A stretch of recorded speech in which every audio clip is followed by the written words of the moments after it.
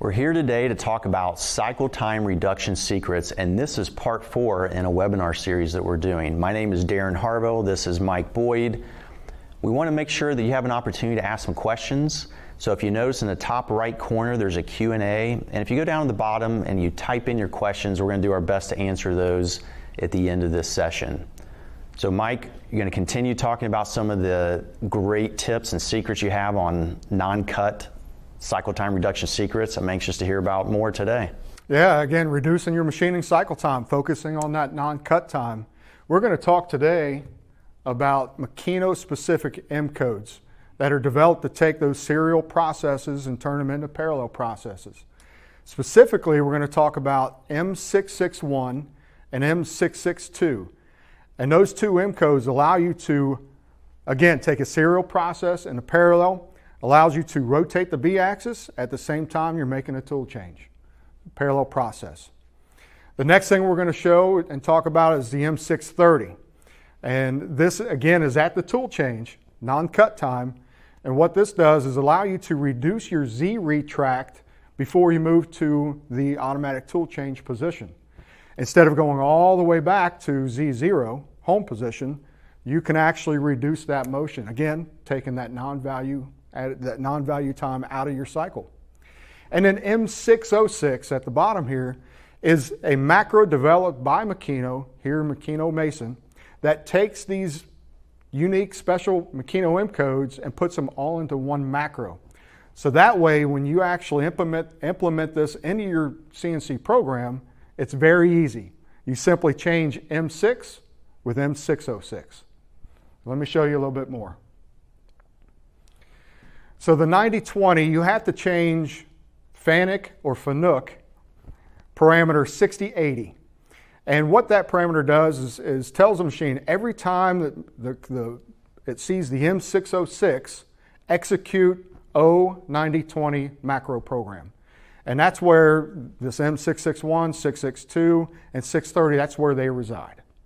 So if you look at graphically, what you're taking is a rotation of the B axis serially, and then the tool change right after the B axis is done. That's your serial process, but you're taking that into a parallel process, absorbing that time and the delta savings right there. And in implementing this, you can save quite a bit of time, especially if you have a lot of B rotations between tools and things like that. That parallel process allows you to save a lot of time. And then next, the M630. Again, this is right in that same 90-20, and that's reducing your Z retract before your tool change.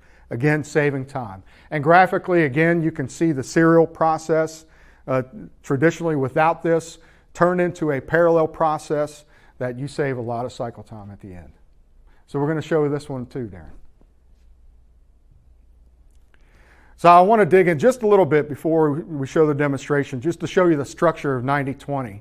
Again, you have to set FANUC or FANUC parameter 6080 to 606.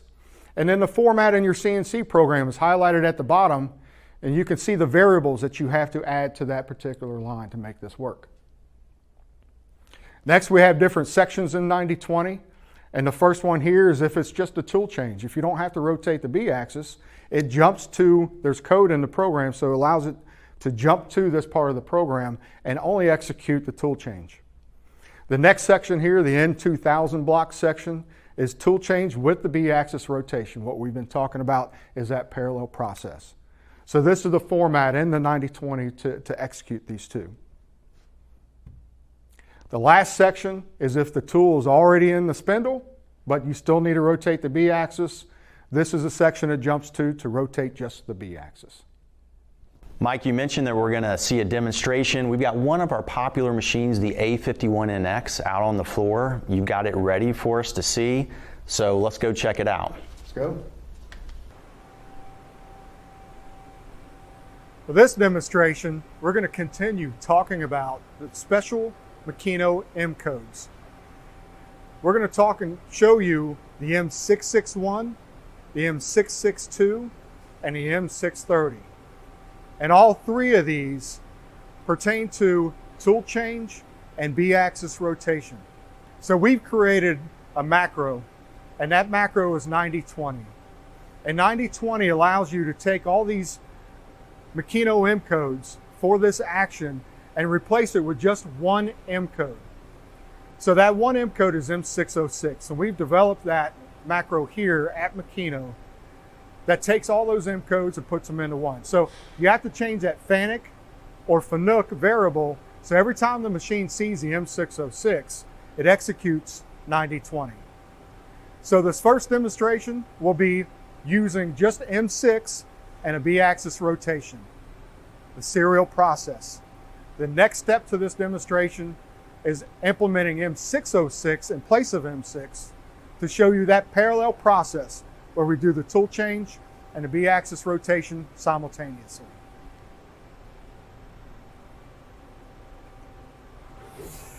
Tool change, B-axis rotation in the motion over here, simulating machining with a dwell.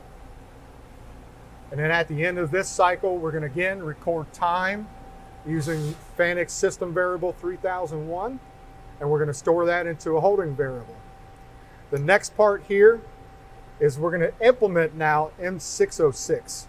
And what you're going to notice right as soon as I hit cycle start is a tool change and B-axis rotation all together simultaneously in a parallel process. Let's go. Tool change, B-axis rotation at the same time.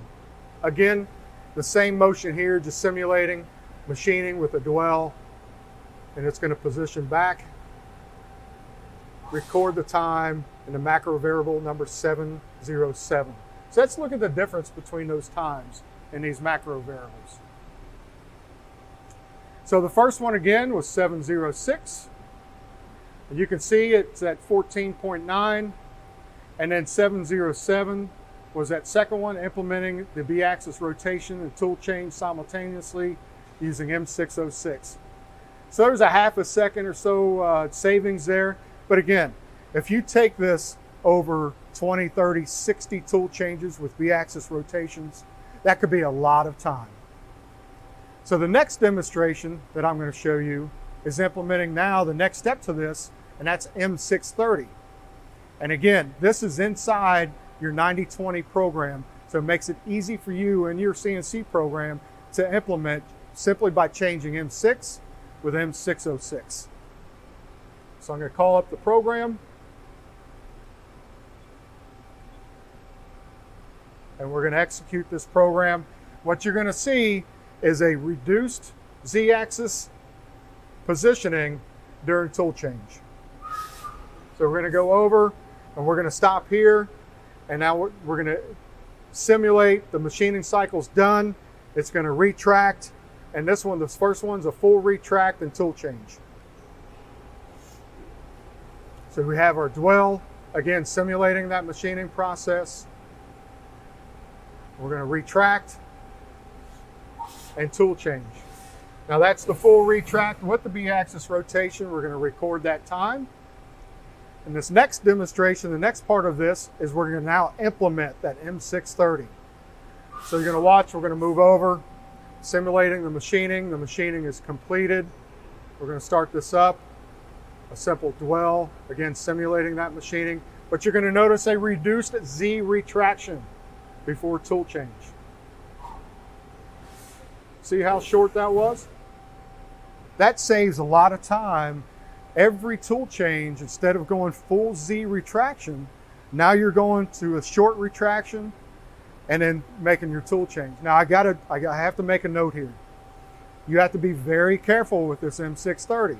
You have to make sure you have enough clearance that you're retracted enough to get to the tool change position without crashing into something. So just like everything that we change, you have to fully prove it out before you're to let it rip into production. So let's take a look at the difference in cycle time we see. Open our macro variable screen. We recorded those with 708 and 709. 708 is with full Z retraction. 709 is with the abbreviated, the shorter M630 Z retraction. Looks like on this one it saved about a half a second. So again, looking at the parallel processing, the B-axis rotation with the tool change and the reduced Z retraction, over time, multiple tool changes, you can save a lot of time over the course of a production run. Thanks, Mike. Appreciate you demonstrating that for us. Our applications engineering team is eager to help you. So if you have some questions, you can contact us through Makino.com or your local salesman. But right now, we'll answer some more of your questions. If you have them, just go to your top right corner. You'll see Q&A listed there. Go to the bottom. You can type in your question, and we'll do our best to answer it.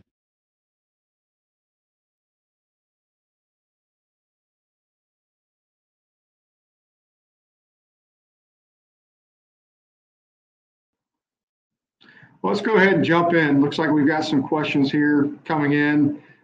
First question I see, is this implemented on a Pro 5 as well as a Pro 6? Absolutely. Pro 5, you can use M606, the macro call, using those special M codes, 661, 2, and 630. You can use those on the Pro 5 as well as Pro 6. Again, that's using the sub-program or the macro 9020 and M606. Well, let's see. Next question here. We've got, would these same codes be applied in a vertical? This is for your horizontal machining centers. I'm not sure exactly on the vertical, the D200Z. I can follow up on that question to see what could be available for that rotation and tool change cycle. So I'll follow up with you there and let you know.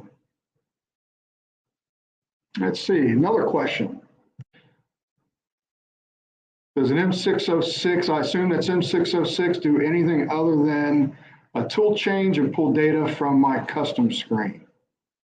So the M606, like I said, it takes these special Makino M codes and packages them into something that's user-friendly. It's easy for you to implement into your current CNC program.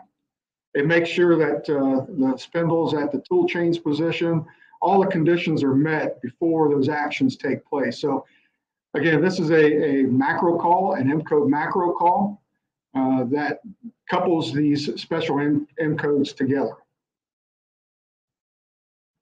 Does this work on a Pro 3? That's a good question. Thinking back on my Pro 3 days, I believe so, but I'm going to have to follow up with you on that one as well, on the Pro 3. I'm pretty sure you can use it on a Pro 3, but let me follow up just to make sure with you. And I've got some other, looks like we've got emails coming in, addresses to follow up. Perfect. All right, I don't see any other questions. Mike, there's a couple of questions over on the chat side too. Over on the chat side. Thank you, Dave. Let's see. A little more about the program format for these M codes. Yeah, so if you want to reach out to us directly, I can go through and look in a little more detail on the program format. If you have a Makino now, you have machine manuals on your control that walk you through these M codes and through these cycle time shortening techniques. You can certainly use that. You can go to mymakino.com. Again, if you're a Makino customer, you have access to machine manuals there. And always reach out to us directly and we can go through a little more detail with you if you like. Can I get the PDF format of this webinar session? Yes, if you go over to handouts, it looks like we have PDFs available. So on your screen there, upper right, where it says handouts, you can download the PDFs there. And then can you briefly explain tool changes, macro programming? Again, yeah, reach out to us directly. And we'll get back with you on details about how to go through this 90-20 program, how to set up it, and is it pronounced FANUC or FANUC? However you pronounce it, there's certain FANUC parameters that you have to set up a parameter that allows the control to call this M code macro call 90-20. And another note I want to point out is something I notice and I see a lot out in the field are redundant M codes. Some M codes have a built-in dwell to them, such as coolant off, M9. If that's programmed, every time that's shown in your program, the control is going to dwell, and you're actually going to take a cycle time hit. So you have to be careful with these different M codes in your machining program. And if you jump out to a macro program, if you have a redundant, that same M code there, you're going to lose time on a dwell. So definitely something to take note of. Again, if you have any questions, reach out to your local sales channel or directly through Makino.com, and I'll follow up with some of these questions we covered today. Everyone have a good day. Thank you.